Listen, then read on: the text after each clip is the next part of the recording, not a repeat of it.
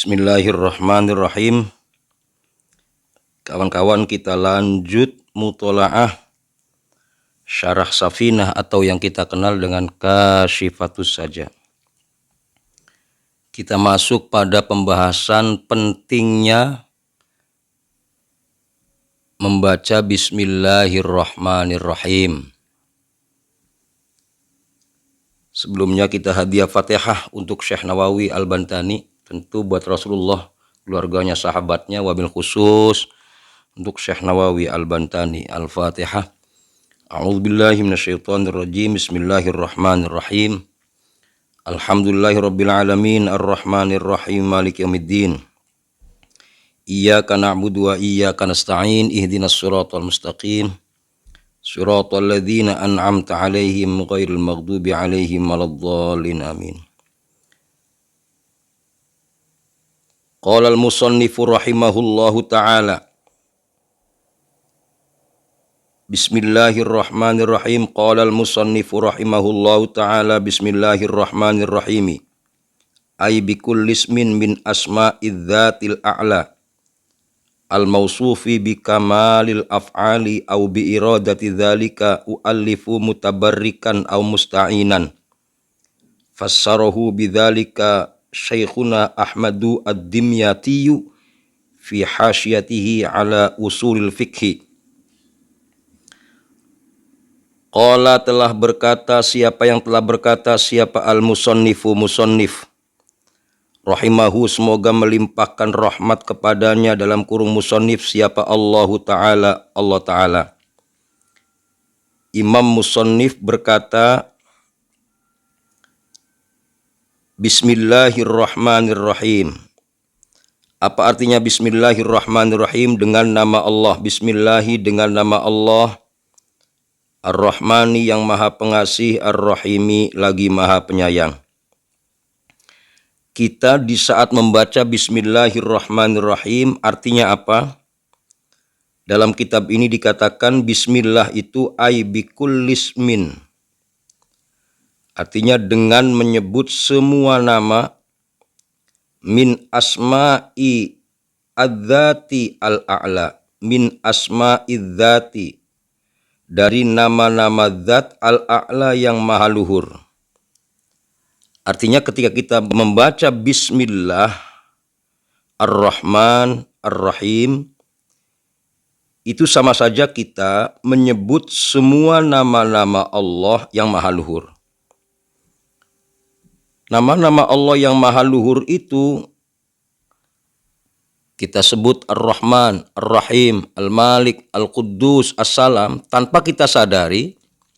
Ketika kita membaca Bismillah Ar-Rahman Ar-Rahim, sama saja kita menyebut seluruh nama-nama Allah Subhanahu wa Ta'ala yang luhur, yang kita kenal dengan Asmaul Husna.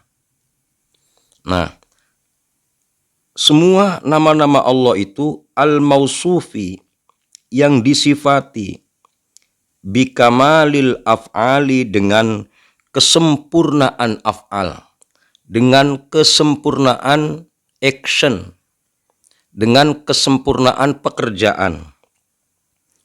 Nah, artinya kenapa Imam Musannif ketika menulis kitab ini membaca Bismillah? Au bi iradati dzalika, atau dengan menginginkan kesempurnaan itu. U'allifu, aku menyusun. Di sini asalnya aku menyusun kitab ini karena menginginkan kesempurnaan itu,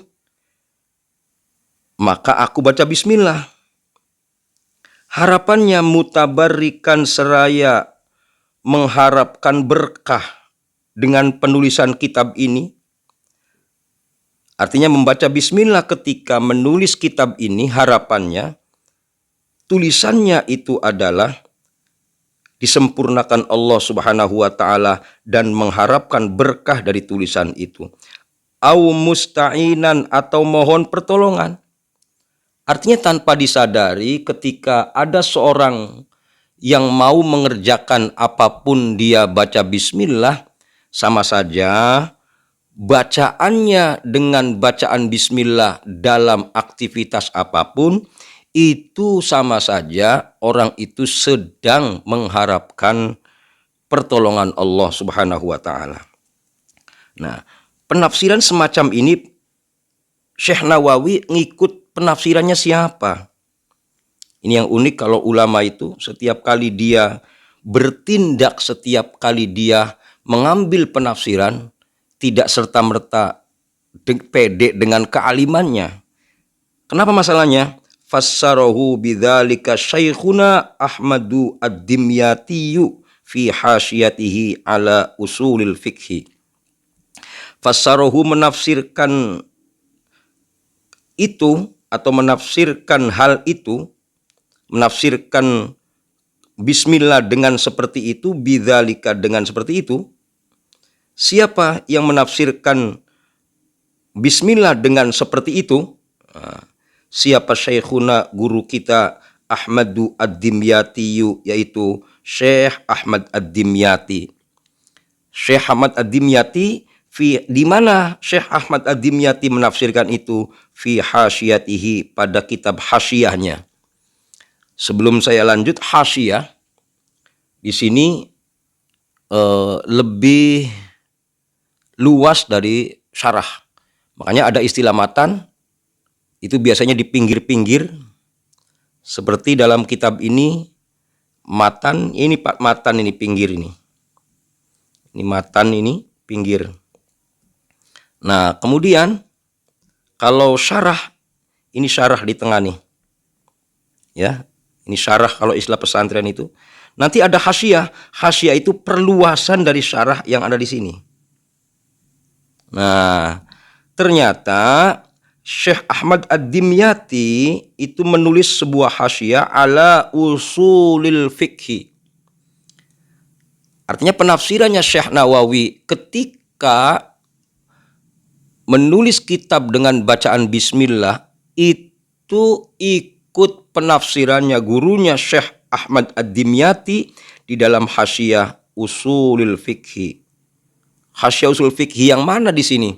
Ternyata ketika saya lacak, ini hasyiyah yang Imam Ad-Dimyati tulis mensyarahi atau menjelaskan kitab Waraqat. Ya, ada Waraqat, itu matannya, ada lagi syarahnya, ada lagi hasyiyah. Nah, hasyiyahnya diantaranya ditulis oleh Syekh Ahmad Ad-Dimyati. Nah, Syekh Ahmad Ad-Dimyati ketika menulis hasyiyah usulul fiqh dari kitab Waraqat itu menafsirkan bismillah dengan nama Allah, artinya dengan menyebut seluruh nama-nama Allah yang luhur, ya, yang disifati dengan aktivitas yang sempurna. Nah, nanti coba saya lacak tuh kitabnya. Ternyata kitabnya tuh bukan bikamalil af'al. Dalam kitabnya hasyiyahnya Syekh Ahmad Ad-Dimyati itu bikamalil in'am. Nah, dengan kesempurnaan nikmat.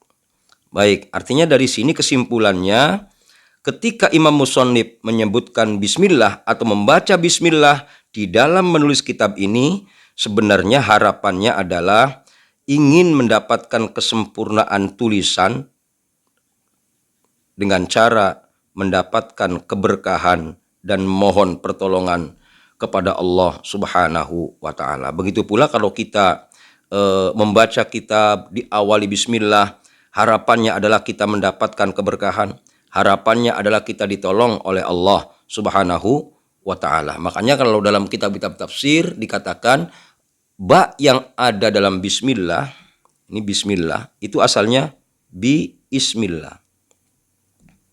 Ya. Nah, ba-nya di sini adalah lil ilsaq.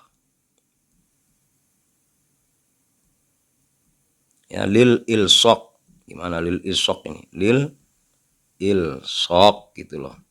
Artinya lil ilsaq itu kalau saya mengartikannya, saat kita makan baca bismillah, berarti saat itu pula kita mohon keberkahan kepada Allah melalui makan kita.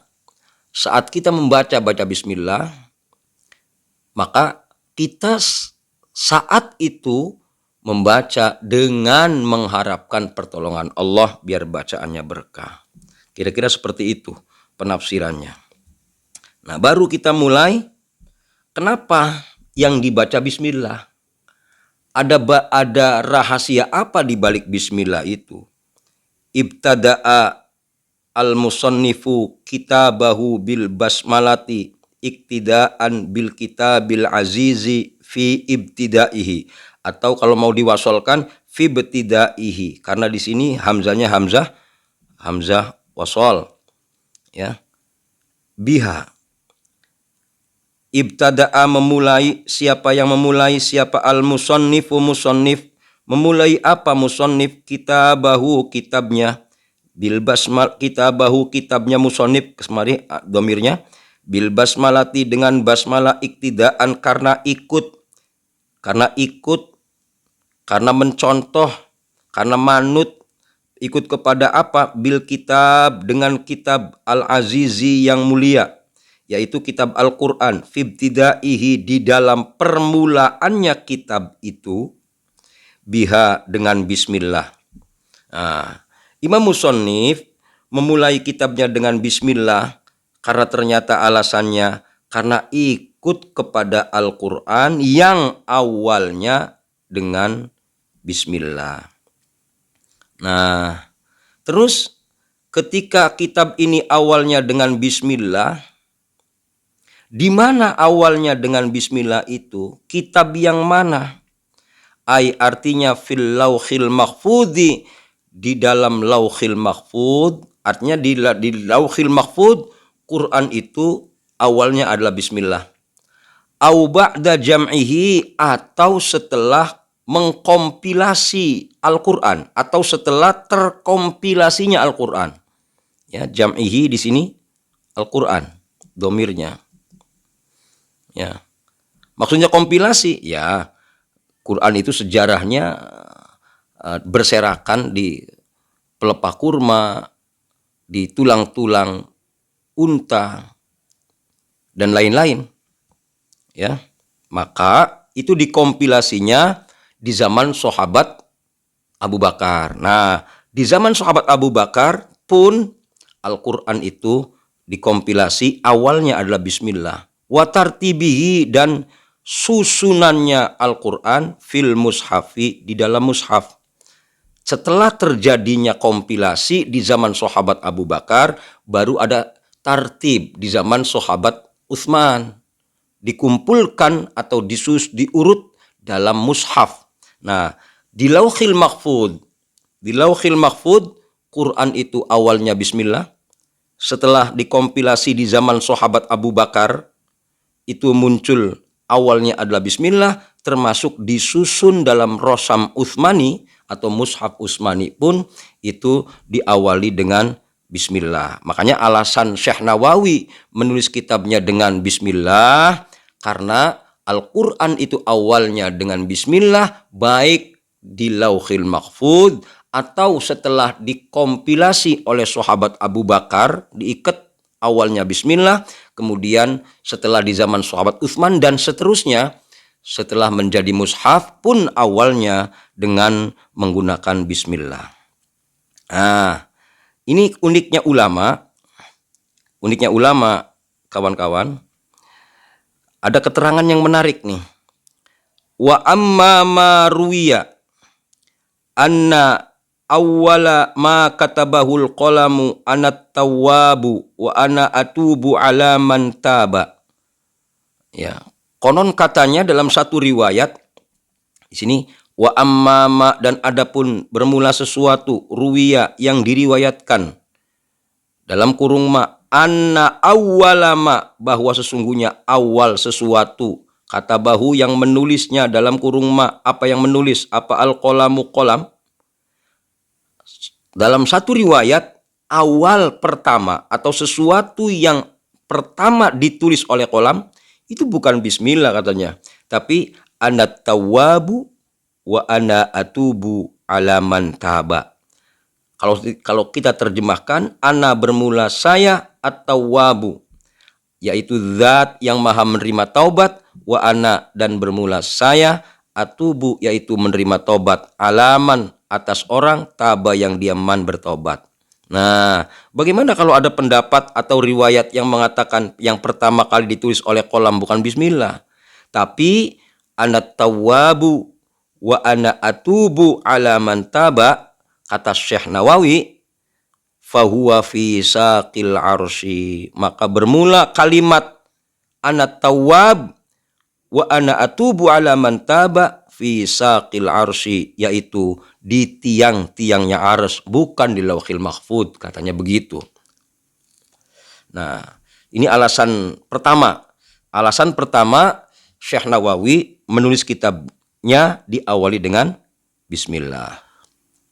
Alasan kedua, wamtithalan, dan mengikut atau taat, wa ito'atan, dan mentaati li amrihi sallallahu alaihi wasallam. Ya, imtithal itu artinya mentaati atau mengikuti. Mengikuti apa?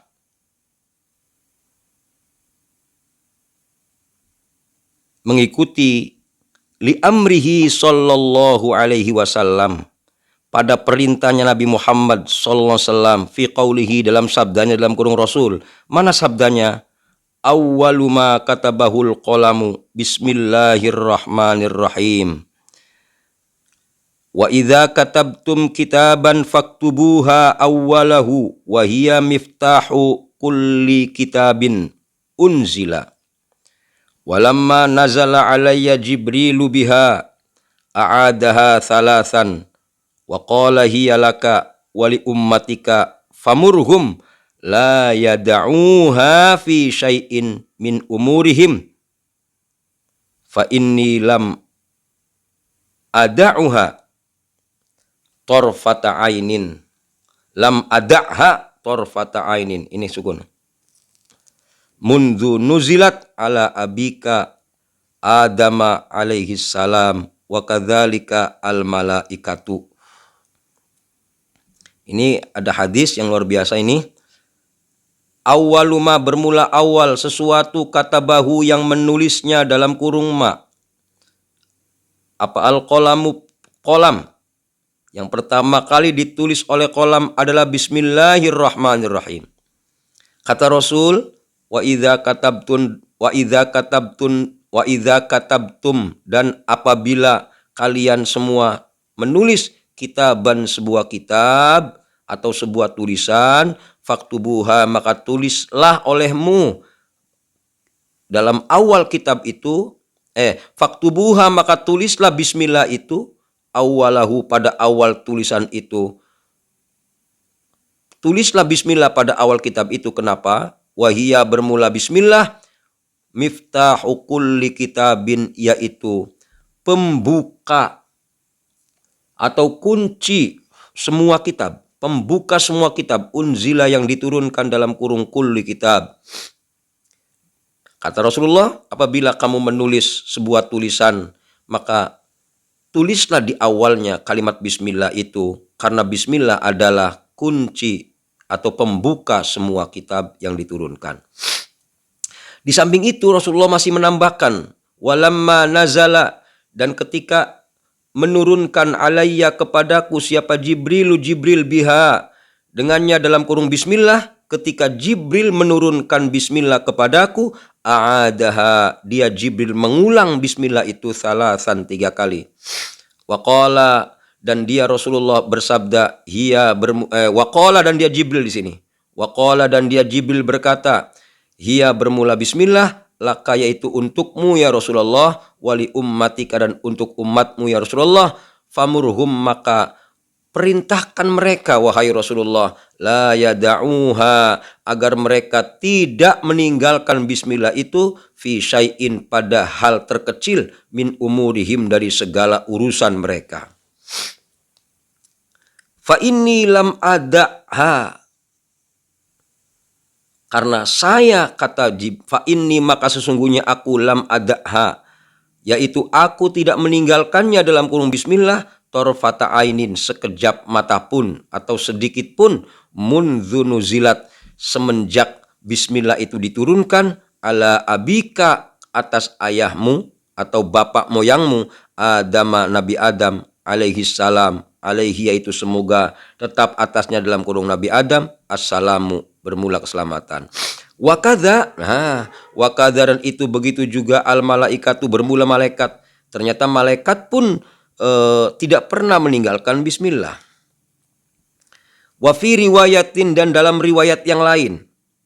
Kalau dijadikan kalau di i'rab wa fi riwayatin itu khobar muqaddam, mubtadanya mana? Idza. Wa fi riwayatin, dan itu dalam satu riwayat, idza katabtum kitaban faktubu fi awalihi bismillahirrahmanirrahim wa idza katabtumuha faqra'uha, bermula lafad idza katabtum. Idza katabtum, apabila kalian semua menulis, kitaban, sebuah kitab, faktubu, maka tulislah oleh kalian semua, fi awalihi, pada awal tulisan itu, bismillahirrahmanirrahim, lafaz bismillahirrahmanirrahim.